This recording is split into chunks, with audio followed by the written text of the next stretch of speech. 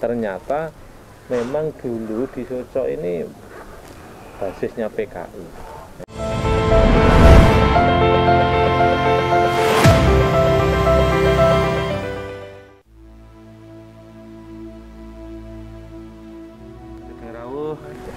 Nuwun Pak Kades. Di tengah dusun Soco, di mengatakan keadaan pun di Soco. Jadi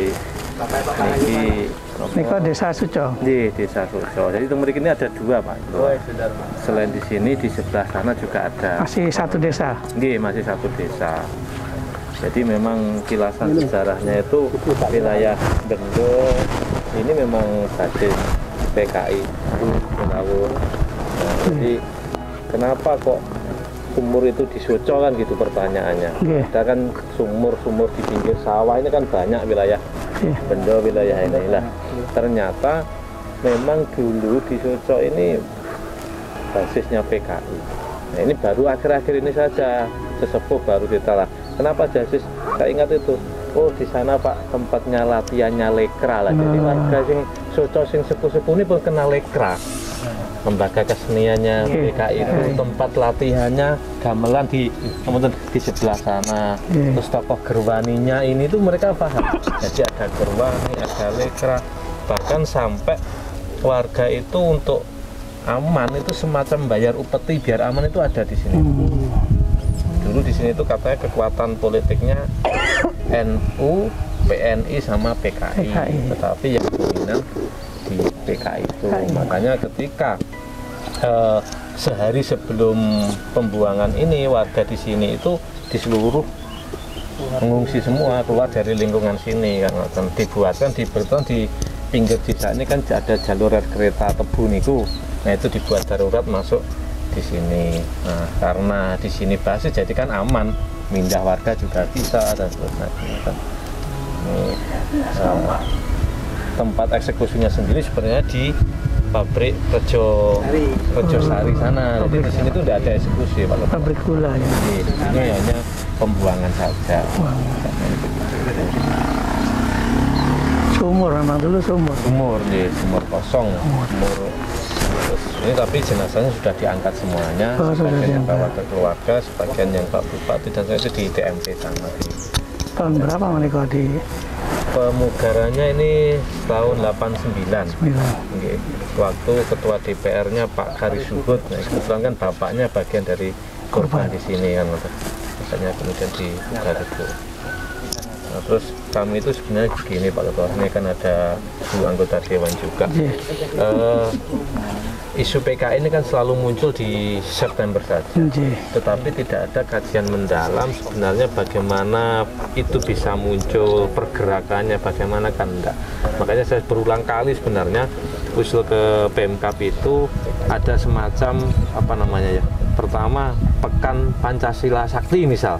Nah itu ada kajian akademisi. Kalau yang saya sampaikan ini kan hanya versinya sesepuh desa sini saja.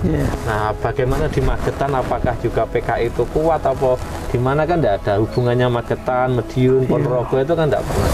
Makanya ada Pekan Pancasila itu ada akademisi dari apa-apa kajian-kajian seperti itu. Yang kedua, kelemahan di sini kalau orang berkunjung ke sini kali panjenengan ini yang jauh kan tidak tahu ya, lihatnya hanya ini gitu aja lah. Maksud saya itu ada inisiatif di pendopo situ ada semacam apa namanya, nah kan gitu, misal perjalanannya kereta ini dari Goranggareng lewatnya mana saja, terus siapa korbannya, narasi-narasi lah itu loh Pak. Jadi biar diorama, dia macam diorama itu. Jadi sehingga kalau ada kunjungan ke sini anak-anak atau siapapun itu, kalaupun tidak ada kaitnya, juru kuncinya itu bisa memahami dengan baca-baca. Itu yang berulang kali kita sampaikan ke, kita sampaikan ke Dinas Pariwisata. Ini kan leading sektor pariwisata. Kalau boleh desa itu sudah saya awali, bukan kan tidak boleh, ini aset Pemkab. Nah, desa mau mengalokasikan anggaran untuk bersih-bersih, penjaga itu aja tidak boleh melanggar aturan perdes, pemanfaatan dana desanya, gitu Pak. Yang adanya ya, ini yang paling besar di Magetan di sini, biar ya momentum-momentum mengingatkan kita keganasan PKI ini benar-benar orang itu tahunya tidak hanya di film itu saja, sampai di desa pun ternyata PKI itu kita harus asok upeti itu ada ternyata kan Pak. Gimana lekra penjaga kesenian itu juga benar-benar hidup sampai di kampung-kampung ini kan luar biasa kan.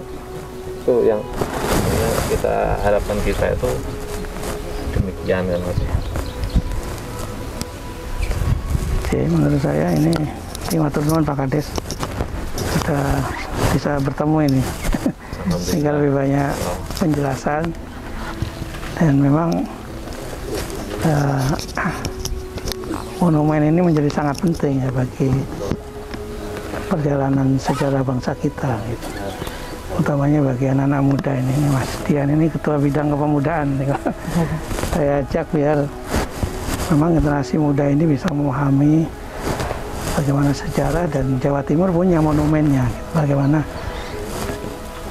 komunis sebagai sebuah ideologi itu membahayakan ya, harus dilawan, bukan masyarakatnya tapi ideologinya harus dilawan. Masyarakatnya kan dibina oleh negara, tapi ideologinya itu yang tidak boleh, bahaya laten itu yang harus dilawan bersama-sama. Gagasannya nanti biar diperjuangkan Bu Menteri.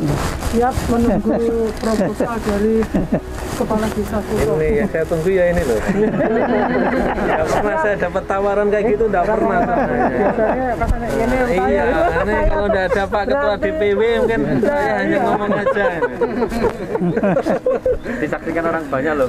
saya kan sami nambah atok nah. Pak Ketua, kalau di sini kan sudah berubah. Dulu Sojo itu memang abangan murni, Pak. Sojo Tanjung itu murni abangan. Sekarang itu sudah ya lebih dari 100% terus. Itu ketika muncul jamaah tablik kan gitu. Jamaah tablik ini dulu awalnya hanya satu musola, sekarang itu sudah hampir Alhamdulillah. ini kan tugas Bu Menteri untuk merawat itu. Sudah saya ingatkan Bu Menteri ini Dapil sinten niku kosong. Oh, dapil jenengan. Ya pas lah. Jadi niku engko tambah 2 kursi temen niku. Ulang kali tak sampaikan kalau Sojo itu jamaah tablik itu punyanya Bu Menteri, monggo dirawat kan gitu. Kolaborasi kali Pak Kades. Memang alhamdulillah perubahannya sudah di tatanan Alhamdulillah. berubah ketika hadirnya jamaah tablik itu hingga memicu perubahan dari sisi moral pun sudah sangat jauh berubah.